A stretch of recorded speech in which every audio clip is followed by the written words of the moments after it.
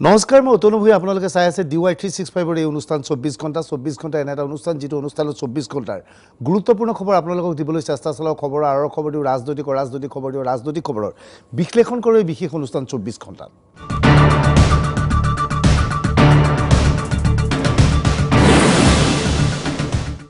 ৰাজ্যসভাৰ নিৰ্বাচনৰ ভোট গণনা এতিয়াও হোৱা নাই আসলতে কংগ্ৰেছৰ ফালৰ পৰা 5 গৰাকী বিজেপি বিধায়ক বা মিত্ৰগোটৰ বিধায়কে ভোটদান কৰাৰ সময়ত তেওঁলোকে যি ব্যালট পেপাৰ এনেকৈ দেখুৱাইছিল বুলি অভিযোগ উত্থাপন কৰি ৰাজ্যসভাৰ নিৰ্বাচনী আয়োগৰ ওচৰত অভিযোগ দাখিল কৰিছিল দীৰ্ঘ সময় ধৰি ইয়াৰ ওপৰত শুনানি ওলোৱাৰ পিছত নিৰ্বাচনী আয়োগে কংগ্ৰেছৰ এই অভিযোগ নাকচ কৰে আৰু ভোট গণনা প্ৰক্ৰিয়া আৰম্ভ কৰিবলৈ দিয়াৰ সিদ্ধান্ত গ্ৰহণ কৰে কিন্তু দেশৰ ভিন্ন প্ৰান্তত ৰাজ্যসভাৰ নিৰ্বাচন একে সময়তে চলি আছিল গতিকে একে সময়তেই নিৰ্বাচনী প্ৰক্ৰিয়া বা ভোট গণনা প্ৰক্ৰিয়া চলিবলৈ দিয়া হ'ব বৰ্তমান বিধানসভা সচিবালয়ৰ নিৰ্বাচনী বিভাগৰ বিষয়াসকল ৰখি আছে দিল্লীৰ পৰা নিৰ্বাচনী বিভাগৰ ফেক্স এটা অহাৰ লগে এটা ফেক্স বাৰ্তা অহাৰ লগে ভোট গণনা প্ৰক্ৰিয়া আৰম্ভ হ'ব লগে প্ৰবীত্তা মৰঘৰিটা ৰিপুন বৰা ৰণগুৰা নাৰ্জাৰীৰ মাজত কোন দুজন জিকে সেই কথা নিশ্চিত হৈ পৰিব নিৰ্বাচন অনুষ্ঠিত হৈ গ'ল বিভিন্ন খবৰ আহিছে 24 ঘণ্টা অনুষ্ঠানে আমি আজিৰ পৰা প্ৰায় এসপ্তাহ 10 দিনৰ আগতে কৈছিলোঁ যে বিজেপিৰ টাৰ্গেট ৰিপুন বৰাক খুব বেছি 35টা ভোট দিয়া 35-36 ভোটৰ ভিতৰত ৰিপুন বৰাক সীমাবদ্ধ ৰখাটো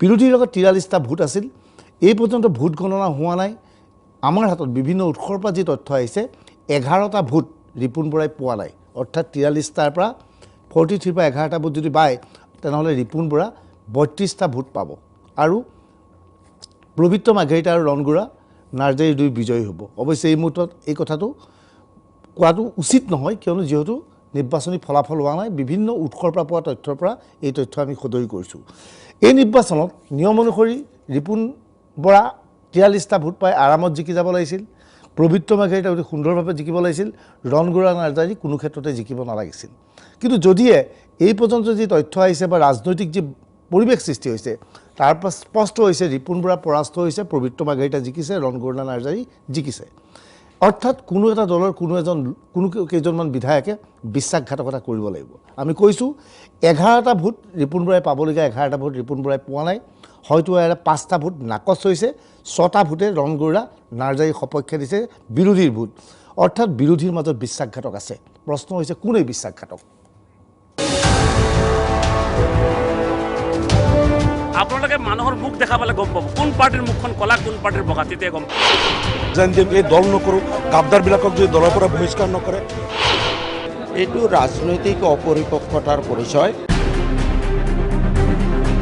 কংগ্ৰেছ দলৰ 7টা ভোট বিজেপিয়ে পাইছে তেওঁ ৰৌৰ নৰকত ভুগিব মই নাভাবোঁ অখিল গগৈয়ে ৰিপুন বৰা দিব ভোটটো দিব চৰকাৰী পক্ষই যদি জিকিম বুলি কৈছে তেতিয়াহ'লে তেওঁলোকে 420 কৰিব লাগিব কংগ্ৰেছৰ ভোটতহে এতিয়া আমি জিকি আছোঁ এই মুহূৰ্তলৈকে 7টা ভোটৰ গণ্ডগোল হৈছে কংগ্ৰেছ পাৰ্টিৰ 5 বজাৰ ভিতৰত এটা ৰিটেন ষ্টেটমেণ্ট মোক দিবলৈ কৈছোঁ যে 28টা ভোটৰ সম্পৰ্কত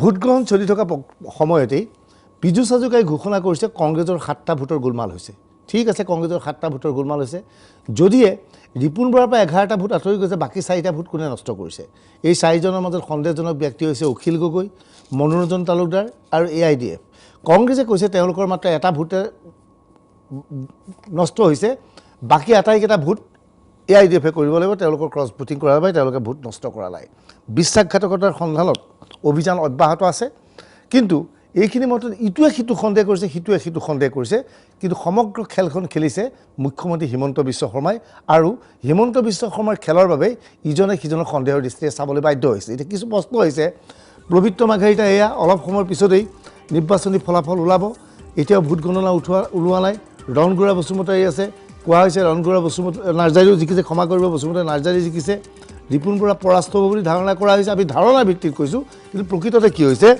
হিমন্ত বিশ্ব শৰ্মাই কেনেকৈ খেলখন খেলিছিল চাওঁ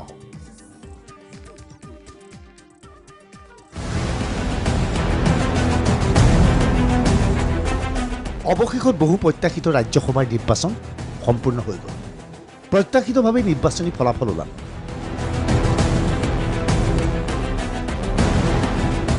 কিন্তু এনে বিপুল ভোটত বিজেপিৰ দুইগৰাকী প্ৰাৰ্থী বিজয়ী হ'ব বুলি হয়তো ভূপেন বৰাই সপোনতো ভবা আছিল কংগ্ৰেছৰ সকলো ৰণনীতি কাৰ্যৰূপ পৰিণত হ'ল। কংগ্ৰেছে ভালকৈ জানে ৰাজ্যসভাৰ মাষ্টাৰ হিমন্ত বিশ্ব শৰ্মা স্বয়ং এইবাৰ মুখ্যমন্ত্ৰী।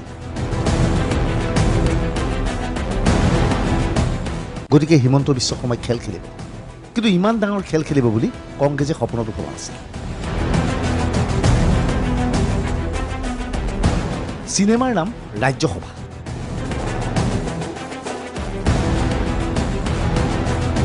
চিত্ৰনাট্য হিমন্ত বিশ্ব শৰ্মা।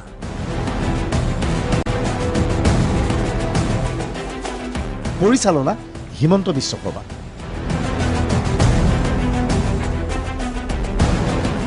অভিনয়ত কংগ্ৰেছ আৰু AIDFৰ বিধায়ক।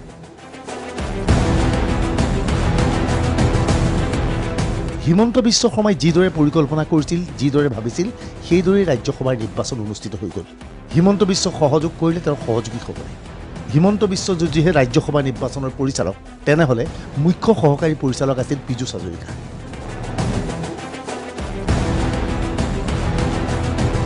সহযোগী পৰিচালক আছিল জয়ন্ত মল্ল বৰুৱা, মানৱ ডেকা ইত্যাদি ইত্যাদি। প্ৰদেশ কংগ্ৰেছৰ সভাপতি ভূপেন বৰাই ভবা নাছিল কংগ্ৰেছৰ ভিতৰৰ পৰা ক্ৰছ ভোটিং হ'ব। AIDFৰ পৰা ক্ৰছ ভোটিং হ'ব তেওঁ আগতীয়াকৈ জানিছিল। তেওঁ 5টা ভোটৰ কথা কৈছিল আৰু ভূপেন বৰাই গৰ্বৰে কৈছিল কংগ্ৰেছ, বামপন্থী আৰু অখিল গগৈৰ লগত থকা 28টা ভোটৰ 28টা ভোটেই তেওঁলোকে পাব। মই প্ৰদেশ কংগ্ৰেছৰ সভাপতি হিচাপে দায়িত্ব সহকাৰে কৈছোঁ, আমি 28টা ভোট 31 তাৰিখে পাম। ৰাজ্যসভাৰ নিৰ্বাচনৰ ঘটনা পোৱাৰে পৰা এক ৰুদ্ধশ্বাস নাটক আছিল। পুৱা ইজনৰ পিছত সিজনকৈ বিভিন্ন দলৰ বিধায়কে ভোটদান কৰিবলৈ আহিলে।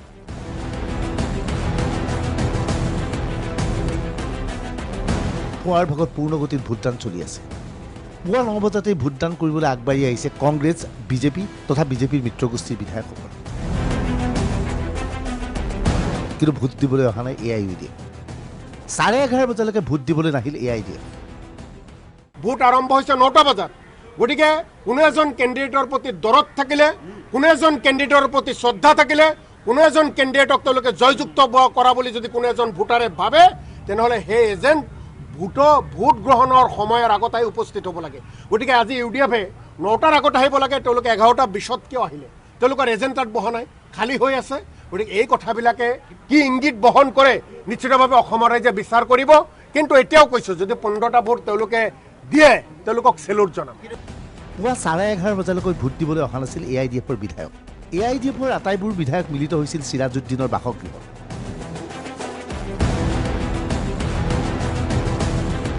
কিন্তু সেই সময়ত পূৰ্ণগতিত ভোট দিছিল কংগ্ৰেছ আৰু বিজেপিৰ বিধায়কে।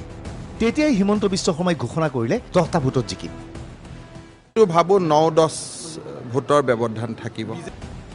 অৰ্থাৎ AIDFৰ বিধায়কে ভোট দিয়াৰ পূৰ্বেই কংগ্ৰেছ বিধায়কে ভোট দিয়াৰ সময়তেই হিমন্ত বিশ্ব শৰ্মাই দাবী কৰিছিল বিজেপিয়ে 9 বা 10টা ভোটত জিকিব। কেৱল সেয়ে নহয়, হিমন্ত বিশ্ব শৰ্মাই তেতিয়াই কৈছিল কংগ্ৰেছৰ কোনকেইজন বিধায়কৰ ভোট নাকচ হ'ব আৰু কোনে কেনেকৈ ভোটদান কৰিলে। ইয়াৰ অৰ্থ ক্ৰছ ভোটিং কংগ্ৰেছৰ ফালৰ পৰা যথেষ্ট পৰিমাণে হৈছে।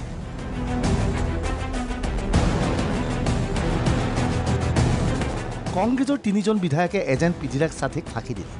বেলট পেপাৰ ঠিকেই দেখুৱালে এজেণ্টক। কিন্তু ভোটদানৰ পূৰ্বে বেলট পেপাৰ ফালি পেলালে তেওঁলোকে। কোনে কেনেকৈ ভোট নষ্ট কৰিলে জনালে মুখ্যমন্ত্ৰীয়ে। পুনৰ ক'লে AIDFৰ ভোট পোক নালাগে। মই সেইবিলাক আৰু আজিলৈকে আপোনালোকে যিমান এছেছ কৰিছে মই কৰা নাই। খালি মোক দিগন্ত কলিতা, পীযুষ হাজৰিকাই জনোৱা মতে যে তেওঁলোকক 3জন বিধায়কে ফোন কৰিছে যে আমি ভোট দি বেলটখন ফালি দিছোঁ, তাৰমানে ভৰোৱাৰ আগতে। সেইটো কৈছে, সঁচা মিছাটো নাজানো। কংগ্ৰেছৰ 2জন কংগ্ৰেছৰ বিধায়কে ONE লিখিছে 1ৰ পৰিৱৰ্তে। সঁচা মিছা নাজানো। আৰু কিছুমানে কৈছে আমি ফুল আঁকি দিছোঁ। এতিয়া সেইটো সঁচা মিছা নাজানো, কিন্তু এটা কথা আপোনালোকক কৈছোঁ যে এইবিলাক সঁচা মিছা নহ'বও পাৰে, হ'বও পাৰে, ইয়াৰ কোনো গেৰেণ্টি নাই। 5টা বজাত কেম্পেইনৰ সময়তহে আমি দেখা পাম। আৰু এইবিলাক বাহিৰত ওলাই গৈ ময়ো এতিয়া গৈ ক'ব পাৰোঁ যে মইতো কংগ্ৰেছকহে ভোট দিছোঁ, কিন্তু আচলতে কি কৰিছোঁ ওলাব কাউণ্টিঙৰ সময়ত।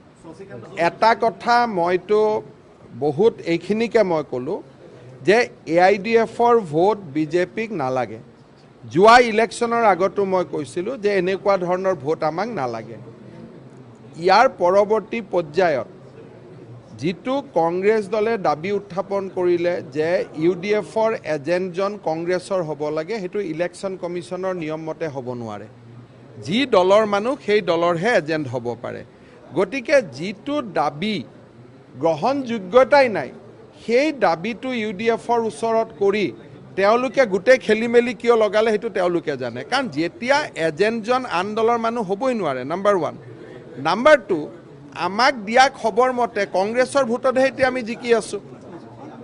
আমাক এতিয়া সঁচা মিছা নাজানো, কিন্তু আমাক দিয়া খবৰ মতেতো আমি কংগ্ৰেছৰ ভোটতহে জিকি আছোঁ বুলি কৈ আছে। সঁচা মিছাটোতো ইউ কেনট ভেৰিফাই, কিন্তু পীযুষ হাজৰিকা, দিগন্ত কলিতাই যিখিনি কৈ আছে মই টিভিৰ পৰা শুনিছোঁ, হয় নহয়? গতিকে টিভিৰ পৰা শুনা মতেতো কংগ্ৰেছৰ ভোটতে বিজেপি জিকিব। মনত ৰাখিব, হিমন্ত বিশ্ব শৰ্মাই যেতিয়া এইবোৰ বক্তব্য আগবঢ়াইছিল তেতিয়ালৈকে AIDFে ভোটদান কৰিবলৈ অহা নাছিল। সেয়া আছিল পুৱা 11 বজাৰ ঘটনা।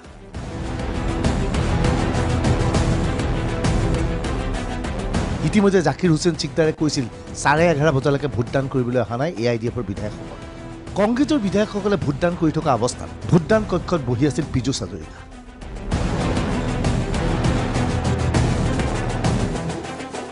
পীযুষ হাজৰিকাই প্ৰতিজন বিধায়কৰ খোজ কাটল কাম কাজ চকু দিছিল।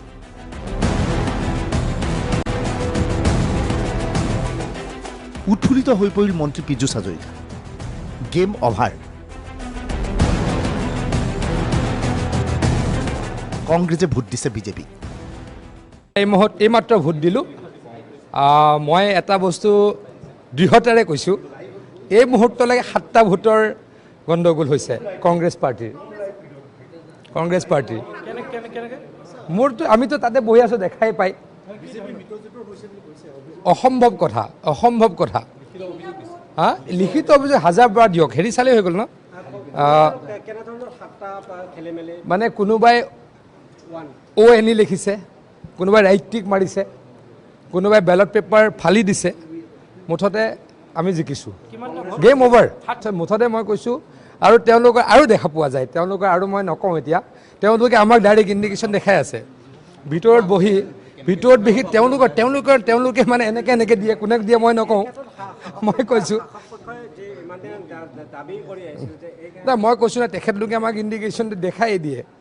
আমিতোতো ইমান বুৰ্বক নহয়, তেওঁলোকে ইজনে সিজনক এনেকৈ দেখাই দিয়ে। নাই, কোনো আমাৰ পৰিকল্পনা নাই। আমি কৈছোঁ না, এনেকৈ দেখাই দিয়ে। হিমন্ত বিশ্ব শৰ্মাই AIDFে ভোটদান কৰাৰ পূৰ্বেই দাবী কৰিছিল 9ৰ পৰা 10টা ভোটত ৰিপুণ বৰা পৰাস্ত হ'ব। কংগ্ৰেছৰ বিধায়কে কেনেকৈ ভোট নষ্ট কৰিলে তাৰো ব্যাখ্যা আগবঢ়াইছিল হিমন্ত বিশ্ব শৰ্মাই।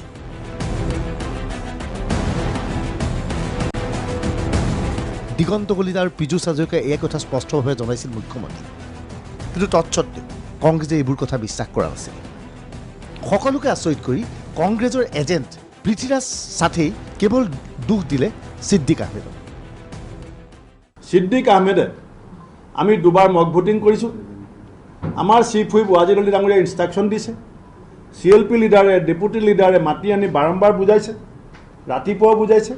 তাৰপাছত তেওঁ তাত গৈ পেলাই ONE1 বুলি লিখি থৈ আহিছে।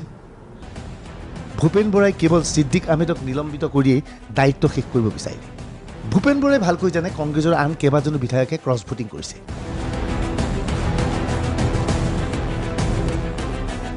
কিন্তু এই আটাইবোৰ বিধায়কক নিলম্বন কৰিলে কংগ্ৰেছ যে সাংঘাতিক ধৰণে ক্ষতিগ্ৰস্ত হ'ব সেই কথা ভূপেন বৰাই ভালকৈয়ে জানে। সেয়েহে ভূপেন বৰাই টাৰ্গেট হিচাপে বাছি ল'লে কেৱল মাত্ৰ ছিদ্দিক আহমেদক।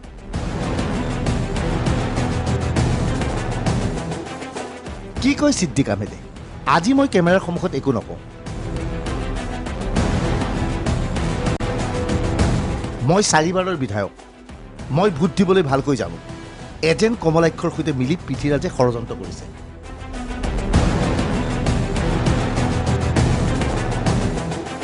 এতিয়া সকলোৱে সন্দেহৰ দৃষ্টিৰে চাইছে পৃথ্বীৰাজ সাথী। আচলতে কংগ্ৰেছৰ এজেণ্ট কোন হ'ব তাক লৈ কংগ্ৰেছৰ মাজত সাংঘাতিক কাজিয়া লাগিছিল। কংগ্ৰেছৰ একাংশ নেতাই বিচাৰিছিল স্থানীয় বিধায়ক জাকিৰ হুছেইন চিকদাৰক এজেণ্টৰূপে নিয়োগ কৰা।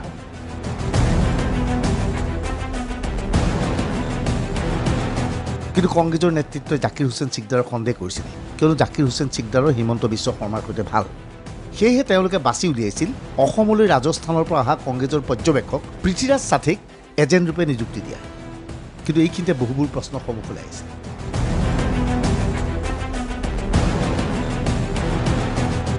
এইজন পৃথ্বীৰাজ চাথী। সমগ্ৰ প্ৰক্ৰিয়াটোত পৃথ্বীৰাজ চাথীৰ এতিয়া বহুতে সন্দেহৰ দৃষ্টিৰে চাব বিচাৰিছে।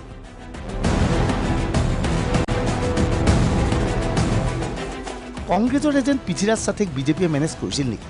বিজেপিৰ চুটলিপি মতে পৃথ্বীৰাজে ভূপেন বৰাক ৰিপৰ্ট দিছিল নেকি?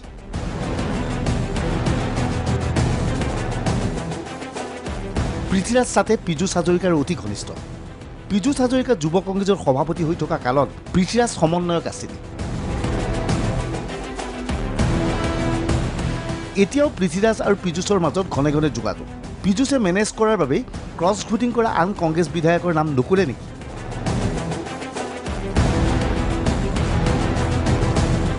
কংগ্ৰেছৰ সূত্ৰই দাবী কৰে পৃথ্বীৰাজ চাধে কেৱল ছিদ্দিক আহমেদৰ নাম ক'লে, বাকীবোৰৰ নাম নক'লে।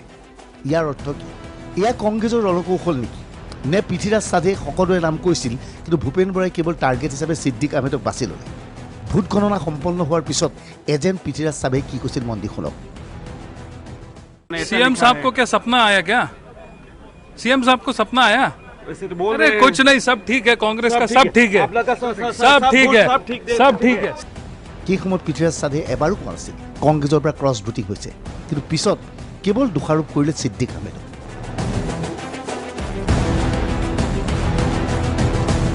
এই সমগ্ৰ ৰাজ্যসভাৰ নাটকৰ চিত্ৰনাট্য হিমন্ত বিশ্ব শৰ্মাৰ পৰিচালনাও আছিল তেওঁ। হিমন্ত বিশ্বৰ পৰিচালনাত প্ৰতিজনে নিখুঁত অভিনয় কৰিলে। কোন অভিনেতা সফল হ'ল, কোন অভিনেতা বিফল হ'ল, দৰ্শকৰ কথাটো বাদেই ৰাজনৈতিক পৰ্যবেক্ষকসকলেও ধৰিব নোৱাৰিলে। ছাটে আইয়া তাতে দিছে এজেণ্ট। কিবা দিল্লীৰ পৰা আমাৰ বিজেপিৰ লগত কিবা লেনদেন হৈছে নি সেইটো চাব লাগিব। নাইলে সি দিল্লীৰ পৰা তাতে এজেণ্টৰ কিবা অসমত কিবা এজনো মানুহ নাই নি কংগ্ৰেছৰ বিশ্বাসী? দিল্লীৰ পৰা আইয়া কিবা বস্তা ভৰি তাতে দি যা তাতে কাম কৰি আছে, সেইটো হ'ব পাৰে। বস্তাৰ ভিতৰত কি থাকে তুমি নাজানে নি? মাল মাল মাল বুজে পা সেইটো টকা কোনে টকা লৈছে? টকা এইটো বড় আকাৰে লেনদেন হৈছে। না হইলে কি এনেকুৱা হ'ব নি? দিল্লীৰ পৰা কি কাৰণত এজেণ্ট দিব? অসমত কিবা কংগ্ৰেছৰ বিধায়িনী দলত তেতিয়া মই গৈছোঁ আৰু আমাৰ ঢেঙৰ আমিনুল ডাঙৰী আছিল, ঢেঙৰ বিধায়ক। মোক দিগন্ত বৰ্মনে মাতি লৈছে যে আপোনালোকৰ বিধায়ক গোটেইখিনি ইয়াত আছে, আমাৰ বিধায়িনী দলত মই গৈছোঁ। লাষ্ট ভোটটো জাকিৰ ছিকদাৰে দিছে, 126 জন হৈ গ'ল। তেতিয়াতো এজেণ্টৰ কাম নাই। মই আহোঁতে মোক দিগন্ত বৰ্মন ক'লে যে আমাৰ বিধায়িনী দলত সকলোৱে বহি আছে, বলক যাওঁ। যাই দেখোঁ আমাৰ আমিনুল ইছলাম ঢেং ডাঙৰীয়াই কৈ আছে ৰকিবুলক যে আপোনালোক ইমান গদ্দাৰ, যদি গদ্দাৰী কৰে আপোনাৰ কংগ্ৰেছক, আপোনালোকে গদ্দাৰী কৰিলে এই কথাটো আমাক নক'লে কিয়? আমি ভোট বৰ্জন কৰিল হয়, আপোনালোকৰ 28টাৰ ভিতৰত কেইটা ক্ৰছ ভোট কৰে ধৰা পৰি গ'ল হয়, এতিয়াতো আপোনালোকক ঠেলিব। তেতিয়া ৰচিদ মণ্ডল ডাঙৰীয়াই কৈছে এই কংগ্ৰেছত আমি নাথাকোঁ, ইয়াত গদ্দাৰ আছে, মই ৰিজেন দিম, বিচাৰ লাগে। কমলাক্ষ বৰগাস্তে কৈছে যে মই ৱৰ্কিং প্ৰেচিডেণ্ট হিচাপে যদি ইয়াৰ ব্যৱস্থা নহয় ময়ো ৰিজেন দিম। তাৰপিছত ৰকিবুল ডাঙৰীয়াই লাহেকৈ কৈছে যে আমি কালপিটবিলাকক ওলাম লাহে লাহে, ইমান চিন্তাৰ কথা নাই, আমি লাহেকৈ বহি এইটো ঠিক কৰোঁ। Bureau report DY 365।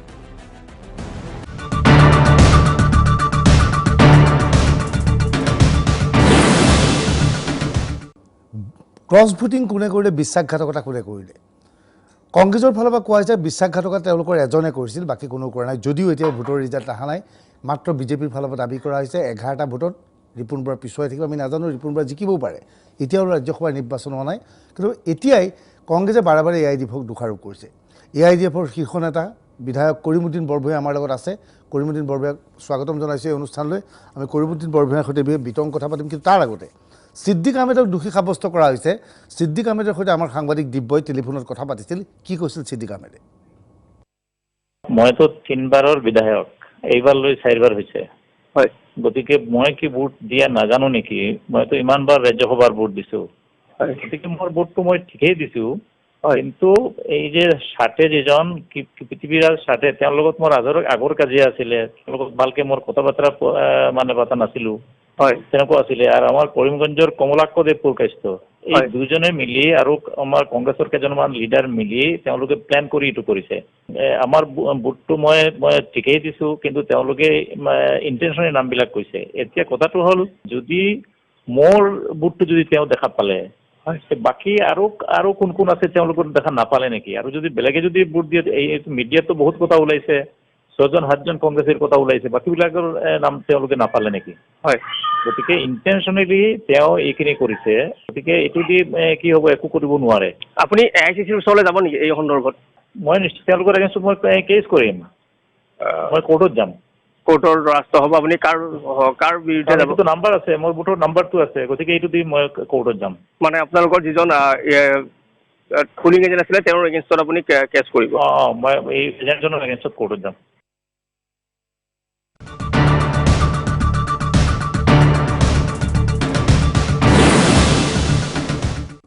দৰ্শকক জ্ঞাতাৰ্থে জনাওঁ যে আৰু কিছু সময়ৰ পিছতে ৰাজ্যসভাৰ ভোট গণনা প্ৰক্ৰিয়া আৰম্ভ হ'ব। খুব বেছি 15-20 মিনিট বা আধা ঘণ্টাৰ ভিতৰত ফলাফল ওলাই পৰিব। আমাৰ লগত AIDFৰ নেতা কৰিমুদ্দিন বৰভূঞা উপস্থিত আছে। কৰিমুদ্দিন বৰভূঞা, খবৰ আহিছে বা অভিযোগ আহিছে, কংগ্ৰেছৰ ফালৰ পৰা কোৱা হৈছে তেওঁলোকৰ নামত আচলতে আপোনালোকে ক্ৰছ ভোটিং কৰিছে, কংগ্ৰেছে ক্ৰছ ভোটিং কৰা নাই, এজন কৰিছিল, এজনক শাস্তি দিলে, বাকী সকলো আপোনালোকৰ হ'ব। আজি চাওক, ৰাইজে চব বস্তু চালি জাৰি চাই আছে। কোনোবাই মই মুখেদি ক'লেও নহ'ব, ভূপেন বৰা ডাঙৰীয়াই মুখেদি ক'লে নহ'ব। মই কিছুমান কথা উইথ এভিডেন্স দাঙি ধৰি আছোঁ। প্ৰথম মোৰ কুৱেশ্যন, পৃথ্বীৰাজ চাটে কিয় এজেণ্ট দিব লগা হৈছে? ইয়াত কি এজেণ্ট হোৱাৰ যোগ্য মানুহ নাই নেকি? ৱাজিদ আলী চৌধুৰী চিফ হুইপ তেওঁ নাই নেকি? ৰকিবুল হুছেইন ডাঙৰীয়া নাই নেকি? জাকিৰ হুছেইন নাই নেকি? আফতাব মোল্লা সাহেব নাই নেকি? আমাৰ নুৰুল হুদা ডাঙৰীয়া নাই নেকি?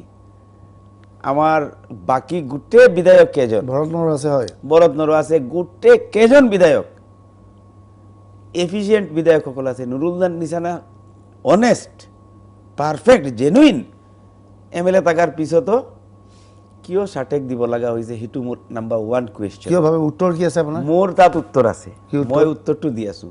মই এটা ৰিকুৱেষ্ট কৰি আছোঁ এজ এ জাৰ্নেলিষ্ট, আপুনি যোৱা 1 মাহৰ চাটেৰ কল লিষ্ট, অসমৰ মন্ত্ৰী পীযুষ হাজাৰিকাৰ লগত তেওঁৰ কি দৰকাৰ, জয়ন্ত মল্লৰ লগত তেওঁৰ কি দৰকাৰ, মুখ্যমন্ত্ৰীৰ ফোনত তেওঁ কিয় ফোন কৰি থাকে, পল্লৱ ভূষণৰ ফোনত তেওঁ কিয় ফোন কৰি থাকে, এই কথাখিনি কল লিষ্ট ওলাই যাব। আৰু যোৱাকালি ৰাতি তেওঁ এজেণ্ট ডিক্লিয়াৰ হোৱাৰ পিছত, ৰাতি 8টাৰ পিছত, 8:30 পিছত কাৰ লগত তেওঁৰ কথা হৈছে, কল লিষ্টটো ওলালে ক্লিয়াৰ হৈ যাব। কল লিষ্ট থাকিব পাৰে, তেওঁ পূৰ্বে কংগ্ৰেছত আছিল, এই সকলো কংগ্ৰেছত নাই, ঠিক আছে, তেওঁৰ ক্ল'জ মানুহ, তেওঁ কোঅৰ্ডিনেটাৰ আছিলে, সব মানিছোঁ। যোৱাকালি ৰাতি তেওঁ এজেণ্ট হোৱাৰ পিছত কি দৰকাৰ আছিলে কথা পতাৰ? কালি ৰাতি কথা পতাৰ কি প্ৰমাণ আছে আপোনালোকৰ লগত? মই কৈছোঁ কল লিষ্ট ওলালে ক্লিয়াৰ কাট ওলাই যাব। কল লিষ্ট ওলালে মই ক'ব বিচাৰিছোঁ কোনো হৰ্চ ট্ৰেডিং হোৱা নাই, টোটেল আস্থাবল ট্ৰেডিং হৈছে। আৰু ভূপেন বৰা তাৰ 100% নেতৃত্ব দিছে। চাটেক AICCৰ বয় দেখাই চাটেক আনি থিয় কৰিছে, গোটেই কাহিনীটো ইমপ্লিমেণ্ট কৰিছে বিজেপিৰ লগত মিলি। ৰিপন বৰাৰ পলিটিকেল কেৰিয়াৰ নষ্ট কৰিছে ভূপেন বৰাই চাটেক লগত লৈ। কিন্তু এনেকৈ অভিযোগ আহিছে আপোনালোকে বহুত পইচা লৈ পেলাই ক্ৰছ ভোটিং কৰিছে, কৰি কংগ্ৰেছক দোষাৰোপ কৰিছে। আৰু ক্লিয়াৰ কাট আপুনি চাওক, আমি এটা বুট আমাৰ নষ্ট হোৱা নাই। আমি মকপুল পুৱা এবাৰ ব্ৰেকফাষ্টত মাতিছোঁ সিৰাজুদ্দিন আজমলৰ কোৱাৰ্টাৰত। আমি 8:30 9টাৰ পৰা বহি আকৌ মকপুল কৰিছোঁ, যাৰ কাৰণে আমাৰ এটা বুট লৈ এৰি নাই। আৰু বাদ দিয়ক কথা, মই কোনো আৰ্গুমেণ্টত নাযাওঁ। মই একদম মই এটা ৰিজাল্ট দি আছোঁ তনুদা। কংগ্ৰেছে সিদ্দিক আহমদত কৰিছে ছাছপেণ্ড, মানিছে আপুনি? তেওঁ ভোট দিয়া নাই, কংগ্ৰেছৰ মতে মই মানি লৈছোঁ। শশী দাসে দিয়া নাই। দুজন লাইভত অখিল গগৈ এডমিট কৰিছে তেওঁ বিজেপিত ভোট দিছে মোৰ লগত অলপ আগতে প্ৰতিদিন টাইমত। মই ক'লোঁ যে লাই ডিটেক্টৰৰ আগত আপুনি ক'ব পাৰিব নি মানৱ ডেকাৰ পৰা আপুনি পইচা লোৱা নাই? তেওঁ এইটো খুলি পলাই গৈ আছে। তেতিয়া মানৱ ডেকা আহিলে, অখিল গগৈ ডাঙৰীয়াৰ আগত মানৱ ডেকাই কৈছে পইচাৰ কথাটো বেয়া কথা মই নকওঁ, বাট অখিল গগৈ ডাঙৰীয়া থেংকছফুল। অখিল গগৈ কৈছে তেওঁৰ জীৱনত আপোনাৰ নিচিনা দালাল বিচাৰি পোৱা নাই। সেই গালি পাৰি ওলাই গৈছে। মই ক'লোঁ লাই ডিটেক্টৰৰ আগত মোৰ কুৱেশ্যন, মোক গালি পাৰক, দালাল গালক, কিবা গালক, কি আৰু গালক, কিন্তু লাই ডিটেক্টৰৰ আগত বহাত কিয় ৰাজি নহয়? অসমৰ ৰাইজে এইখিনি লাইভ চাই আছিলে। তেওঁ তেতিয়া মাইকৰ পৰা পলাই গ'ল কিয়? ক'ব লাগিছিল মই কাইলৈ যদি তেওঁ জেনুইন হয়, তেওঁ যদি মানৱৰ প্লেটৰ পৰা পইচা তেওঁৰ অহা নাই তেওঁৰ তাত, তেতিয়াহ'লে তেওঁ ক'ব লাগিছিল যে নাই মই পইচা লোৱা নাই, মই বিজেপিক ভোট দিয়া নাই, এইখিনি কথা তেওঁ ক'ব লাগিছিল লাইট ডিটেক্টৰ। ঠিক আছে, আপুনি এতিয়া 3টা ভোট মই ক'ব বিচাৰিছো, জাষ্টিফিকেশ্যন দিব, ৰিজাল্ট নালাগে। এই 3টা ভোটৰ পিছত ৰিপন বৰা ডাঙৰীয়া জিকাৰ কোনো আৰু সম্ভাৱনা আছে নেকি আপুনি কওক? নাই। 43ৰ পৰা মই বুজি নাপালোঁ, আপোনালোকে যদি গম পাইছিলে হিমন্ত বিশ্ব শৰ্মাই আপোনালোকে ভোট দিয়াৰ আগতে ঘোষণা কৰি দিছিল যে আমি 9টা বা 10টা ভোটত জিকিম, তেনেহ'লে আপোনালোকে ভোট আমি ভোট দিবলৈ গৈছো, যদি আপোনালোকে ভোট দিব নগ'লহেঁতেন নাই, আজি এক্সপ'জ কৰিব পাৰিলেহেঁতেন। চাওক, আমি এটা আমাৰ এটা ধাৰণা হৈছিল তেতিয়া যে নাই মুখ্যমন্ত্ৰী ডাঙৰীয়াই হয়তো মাহল বনাবলৈ চেষ্টা কৰিছে। মই তেতিয়া খবৰ লৈছোঁ কিমান ভোট হৈছে, নাই এতিয়াও 50 ক্ৰছ হোৱা নাই। 50 ক্ৰছ হোৱা নাই। মই ভাবিছোঁ এতিয়াও এটা হয়তো মুখ্যমন্ত্ৰীজন বিৰাট ইণ্টেলিজেণ্ট, বিৰাট চালু, এটা মাহল বনাবলৈ চেষ্টা কৰি আছে। আমি কনফিডেণ্টলি আমাৰ ঠিক আছে, আপোনালোকক ইমান গালি, আপোনালোকক কালিৰ পৰা যোৱা 2 দিন ধৰি ইমান গালি পৰাৰ পিছত আপোনালোকে আজি ইমান মন কৰে ইণ্টাৰনেল প্ৰব্লেমটো হৈছে কি, মই আপোনাক ৰিপন বৰা আৰু ভূপেন বৰাৰ প্ৰব্লেম, মোৰ লগত প্ৰব্লেম নাই, ইউডিএফৰ লগত প্ৰব্লেম নাই। ৰিপন বৰাৰ প্ৰাৰ্থিত্বটো আমি ICCৰ পৰা বিচাৰিছিলোঁ। ৰিপন বৰা আমাৰ পচন্দৰ প্ৰাৰ্থী, আমাৰ প্ৰাৰ্থীজনক দিয়ক। এইটো হৈছে ভূপেন বৰাৰ আচল প্ৰব্লেম। তেওঁ ৰিপন বৰাক ড্ৰাইভেল ভাবে আৰু তেওঁ ৰিপন বৰাৰ পলিটিকেল কেৰিয়াৰ হেক কৰাৰ কাৰণে ছাটেক লৈ এই নাটক ৰচনা কৰিছে, কংগ্ৰেছক ধ্বংস কৰিছে। কংগ্ৰেছৰ 1/3 অলমষ্ট কৰিমুদ্দিন বৰদলৈ মই এটা বাণিজ্যিক বিৰতি দিব লাগিব। বাণিজ্যিক বিৰতিৰ পিছত আমাৰ আলোচনা অব্যাহত থাকিব। AIDF আজি কি কৰিলে তাৰ ওপৰতো আমি দেখুৱাম বিশেষ প্ৰতিবেদন।